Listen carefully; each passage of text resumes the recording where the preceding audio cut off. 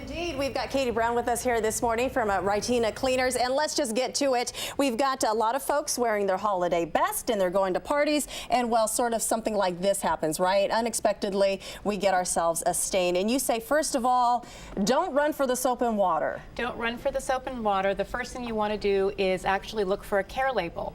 If the care label says that you can wash it, go ahead. You might even try a little soda water, the bubbles, create a mechanical action which releases the spot. However, if it says dry clean or there is no care label, bring it in.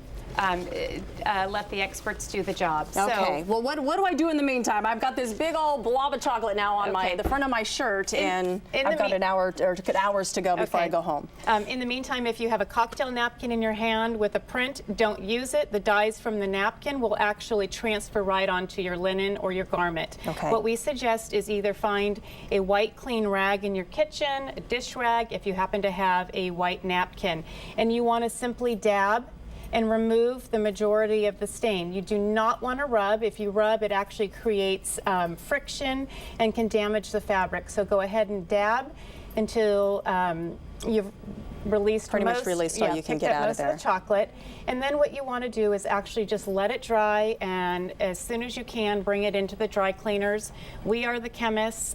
We have all the right detergents and can tell the difference what type of a stain it is and how to remove it. So, and like you said, it's a good idea to, when you do drop it off, don't just drop it and run. Let them know about the stain, exactly what it is. Definitely let us know. Stains can be animal-based, which could be your meat juice. They could be plant-based, which could be your red wine.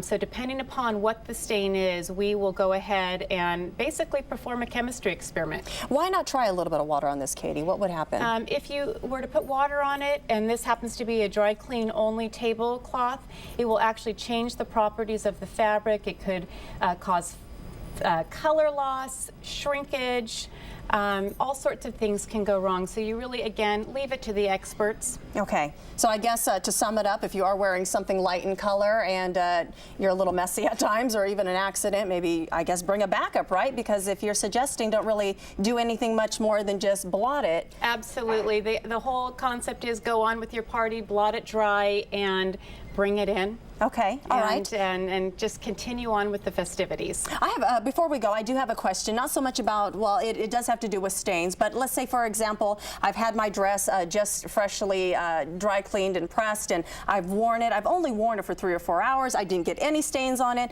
but I've got perfume on, I've got deodorant on, and I want to just hang it back in my closet for the next time around. What do you suggest? Will that actually create stains?